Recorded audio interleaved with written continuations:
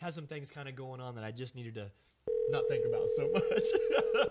We can get into that more later. Yeah, But thanks so much for those who have joined the show and eager to get Corey on here. Hello. Corey Crowder. Hey. How you doing? This is Scott Fields, host of the Coach Scott Fields Show. Sure appreciate you being on with us tonight. How you doing, buddy?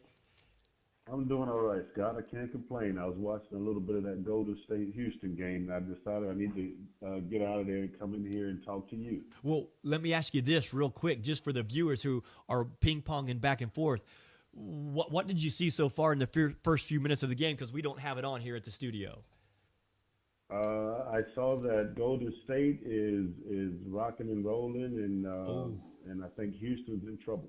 Uh-oh. And that's without Andre Iguodala tonight, because I think they're resting for that knee injury that he needed to kind of overcome. So, you know what, Corey, let's be honest. When those Warriors are all clicking and they're all hitting and that floor is spread and they play with that pace, they're going to be awfully, awfully hard to, keep up with this year.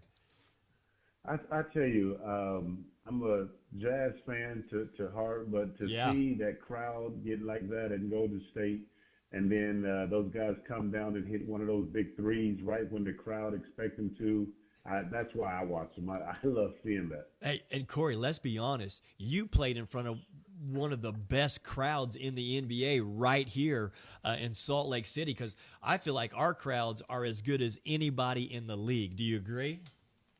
Oh, absolutely, I agree. Those last couple of games when we won against OKC, I think I'd almost died on that last time. We couldn't get an offensive rebound. We were fighting so hard, and everybody in the crowd wanted us to win so badly. I know I was sweating as hard as those guys on the floor. Oh, that's awesome. Well, it was. I bet it had to be a unique feeling for you to come back and watch your son put on that jersey and play for the same franchise that you played for, and you're coming back seeing, former coaches, former teammates. What was that like for you, Corey? It was absolutely awesome to be able to come back, especially to be able to sit down and have dinner with Coach Sloane. And the first thing he said to me when he looked up at me is that you should have stayed here.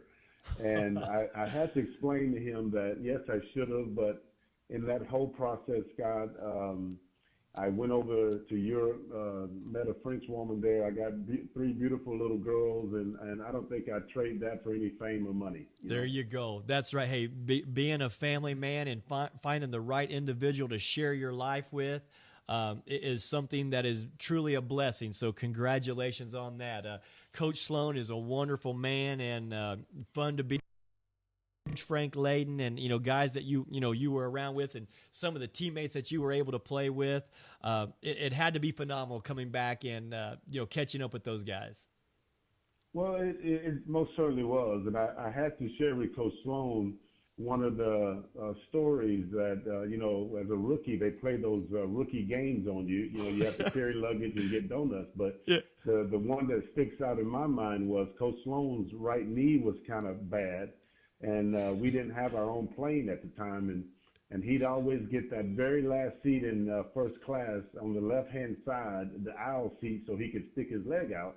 And on our first plane ride, they say, "Rookie, that's your seat right there." And I sat down in the seat, and when he got on the plane, he looked at me and said, "If you don't get your blankety blank back in the back of that plane," and that was, everybody started laughing at me, but that was one of my fondest memories of the rookie pranks that they played on me. Oh man, you were in Coach Sloane's seat, and that could not have been pretty. It wasn't. It wasn't. But to be able to sit down with him and recall that, and for us to have it was special for me. Oh, that's outstanding, Corey. I appreciate you sharing that with us. It's a great memory and fun to recapture there with you. Let's talk a little bit about that journey that you had, because again, you playing at Kentucky Wesleyan, a Division II Player of the Year, Hall of Famer there at Kentucky Wesleyan, and your number 23 was retired there.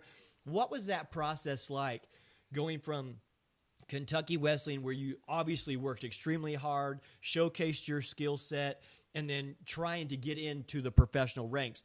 What was that like for you, and how did you go about that? Well, it was a very hard process, Scott. Coming from a small Division II school, and I can remember Carl Malone asking me, Kentucky Wesleyan, is that even a school? And, but to go through that process, I was scared to death. I didn't know what to expect. I didn't know if my talent was up to par with the guys in the NBA coming from such a small school. But one thing I learned is, once you get in that locker room and you take off your everyday street clothes and you put on your practice gear to go up there, it doesn't matter what school you come, where you've been. It's a matter of what are you going to do once you get up, because we were practicing at Westminster at the time. That's right. What are you going to do when you get on that court and you have to guard a Jeff Malone, or you get switched off on Stockton, or you got to fight over a pick of Karl Malone? And how are you going to react to that? I didn't do very well in the rookie league, I must admit, but I made a promise to myself, and I prayed to God and said, hey, if Jerry Sloane and the Utah Jazz organization invite me back to vet camp, I'm going to make this team. And I went home and prepared my mind, prepared my body, and I came back and I signed on as a free agent. Wow. That's cool. I think that's a great story, because I'm sure that if we broke that down, it would have to be work ethic, heart, hustle, desire, all the intangibles that we see your son currently playing with, because he gets out there and gets after it. So, our show tonight, we're having that mentor type theme.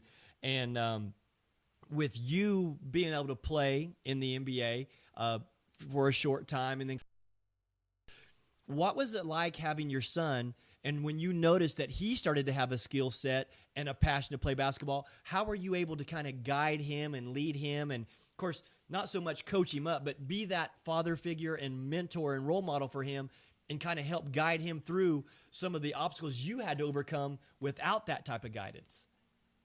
Well, the thing with Jay was I was on my last year of playing, and in between his first JUCO year, he was down here in Florida staying with me, and we went to play pickup games at a rec. Nobody picked me because I was an old school, old guy that, nobody thought I could play. But what it did was it gave me a chance to see him play, because I hadn't seen him play because I was still in Europe. Yeah. And what I did see was I saw his heart. I didn't see the skill set. I saw his heart. Yeah. If he's a fighter, if you give me a fighter, I can teach you how to run, dribble, shoot, but I can't teach you how to be a fighter. And so I brought him into my office, and we had a father-son talk, and I asked him, and I said, going back to your mentor theme tonight, I said, hey, if I gave you paintbrushes and I asked you to paint your life, what would that life look like? And he said, Dad, I want to play basketball and I want to make money doing it. And did I think he could play in the NBA? No, I didn't know that. But yes, I had been in Europe. I know what that experience is like, and I could guide him through that. But what I did tell him that, I said, if you can be that a-hole guy on the court, the tough guy, the guy that's going to fight, every fight, there's not one team in the NBA that does not want that guy. That's right. Every team needs a guy who's going to stick up for the other guys. And so That's right. I said, I tell you, I'll make you a deal. If you listen to me, I'll get you there. I'm not going to go in the gym. I'm not rebounding the ball. I'm not teaching you how to shoot. My philosophy on that is, if you spend enough time in the gym, you'll figure it out. I mean, I can go to camps now, and I don't play in the basketball. I don't touch the basketball anymore. But if you take me to a gym and give me 5 to 6 shots, I can find my form, simply because I know how many shots I've missed to be able to make that one.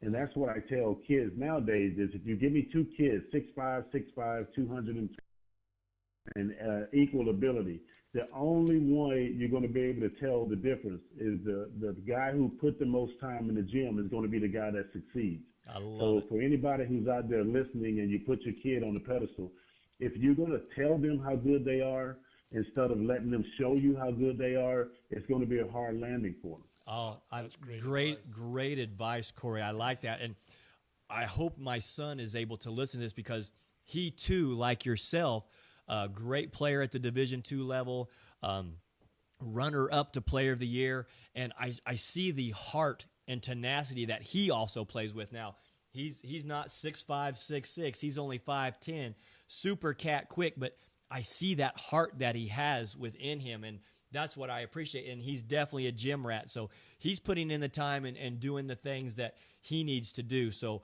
again, I'm glad that you're basically reiterating and reinforcing some of the things that I've shared, because you've been there. You've been on that hard word. You know, the lights were on and the popcorn was popping and you were out there doing your thing. So I think it's great that, you know, you can share with viewers of the show that same type of reinforcing, you know, work ethic, that hard work ethic and heart and desire that is so needed.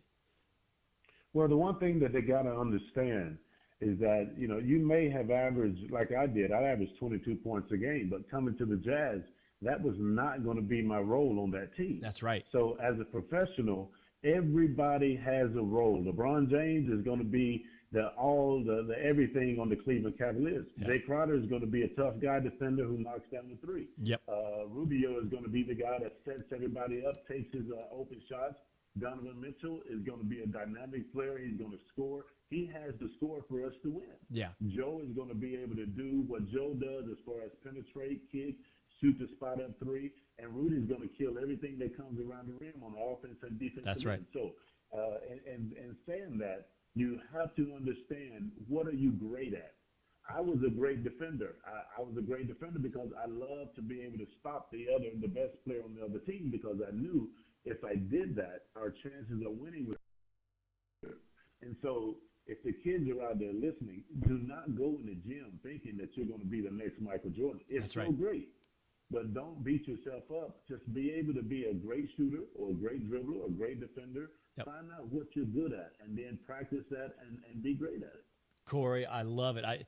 Basically embrace and be a star in your role. And if you can do that and not set unrealistic expectations for yourself as a player, you're going to have a much healthier mindset to be able to handle ups and downs of an 82-game regular season. Just be a star in your role, and you'll find productivity. And the coach has to get you on the floor because he'll see those intangibles that you bring that may not go on a stat sheet, but heart and desire are going to help you win. Absolutely. The other thing that I would like to, if there's parents out there listening, which was it wasn't so hard for me because I understood that you can't beat your kids up with basketball, football. You have to be the parent and let the coaches be the coaches. Yeah. Even though I played 14 years professionally, I do not want to talk basketball with me. Yeah. And I understand that. But when he does talk basketball with me, then I have to watch other teams play so I can give him feedback on what I think. But I can't all the time say, hey, do it my way, do it this way. No, he's a grown man. This is his profession. Yeah. So parents today, a lot of them, they ruin the parent-child relationship because the relationship they have is about the sport. It can't be about the sport. You need to be the parent. And the only thing I tell parents today, if they allow me to coach them, is after the game, do not say anything about how well he did or how bad he did. The only thing you need to say is, son, I love you. I'm going to support you. If he lost, pick him up and say, hey, you're going to do better next game. But you can't beat the kid up every time thinking that you're going to cash in on his success. This is his life. That's right.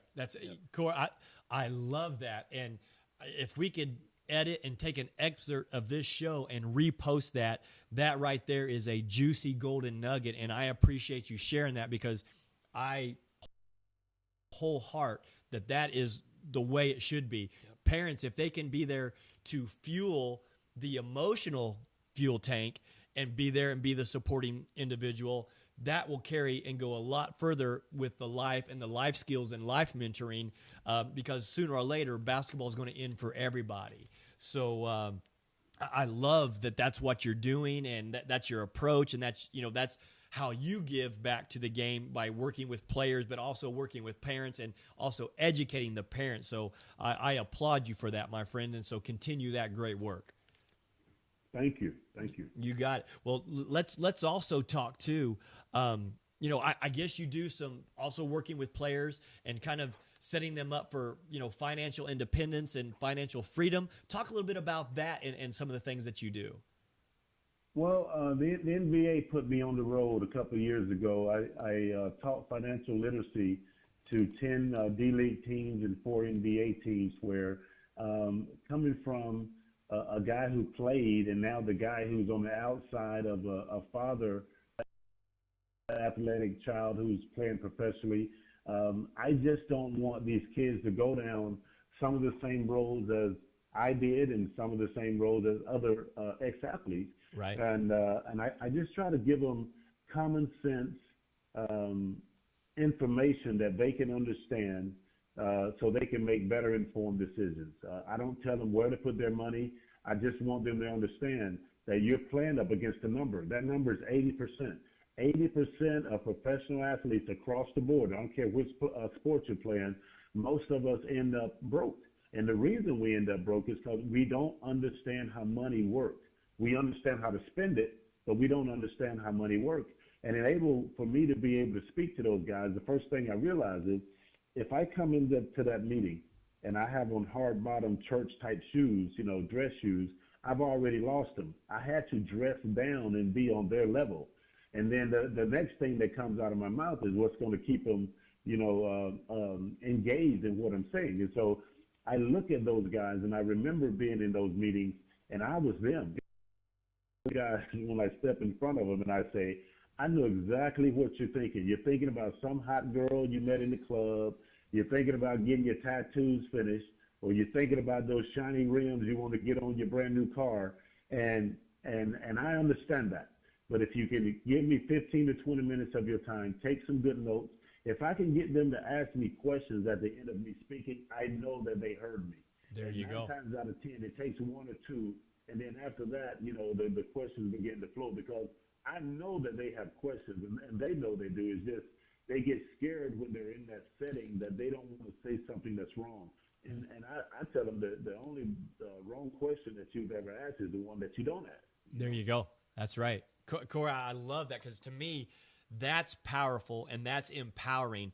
And you taking the time to talk with him about that, the 3 things that you talked about, girls, tattoos, and rims, that's something that they're going to spend money on. But how do they make that money work for them and invest it and have something to fall back on once the playing days are done? And the fact that you take the time to do that, again, I have the utmost respect for you, Corey, and the fact that, you go above and beyond, and yet you're still juggling a family life and being a successful family man. I respect it and applaud it, and I just pray that others are out there listening to what you are sharing tonight because, again, it's great, great information.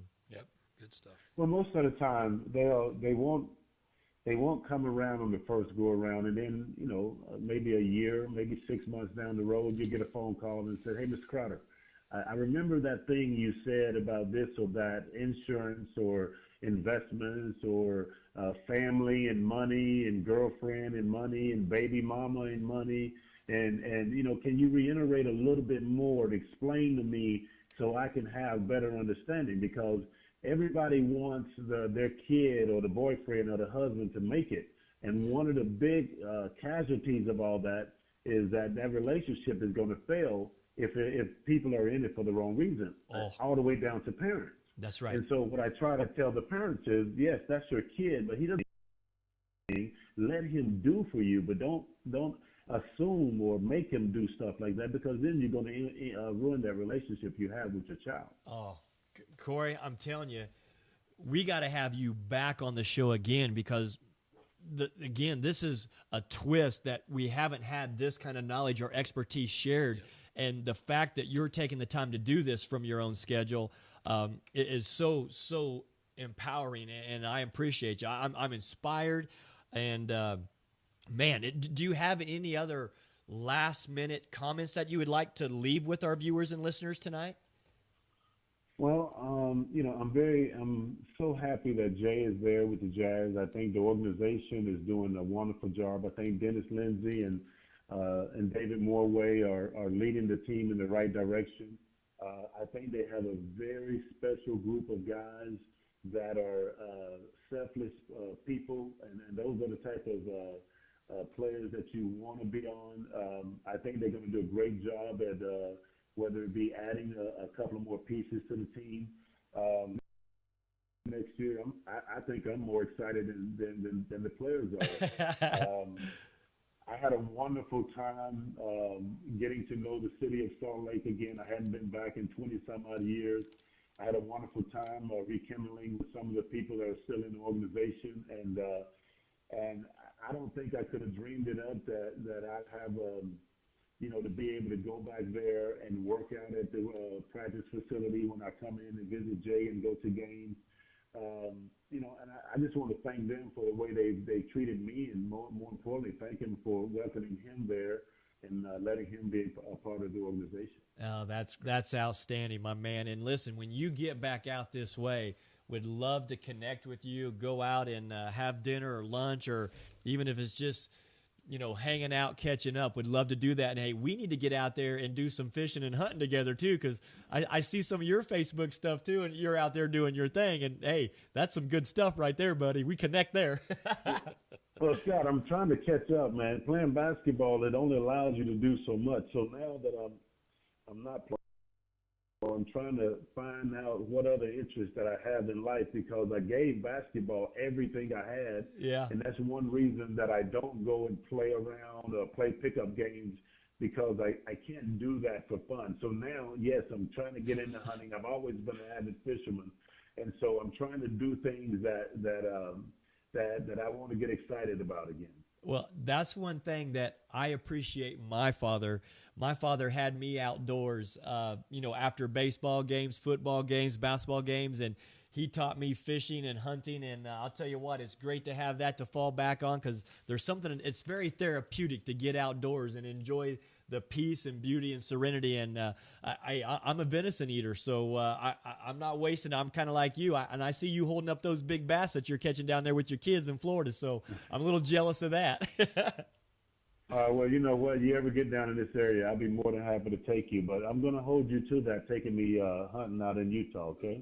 Hey, done and done. Corey, I appreciate you, buddy. Thank you. God bless. And let's get you back again. I'm sure we can get on here and chop it up for a whole hour easily. But thank you so much. And I look forward to seeing you soon, my man. Yes, I want to come in. I want to come to the studio next time. I don't want to do the phone thing, okay? Yeah, hey, let's do it. Hey, Bob will have this studio set up super nice for you. Yep. Fantastic. Thank you, guys. I appreciate it. God bless you, okay? You got it. Thank Corey. I appreciate you, man. Good stuff. Okay, good night. Awesome. Thank you. Thanks, Corey.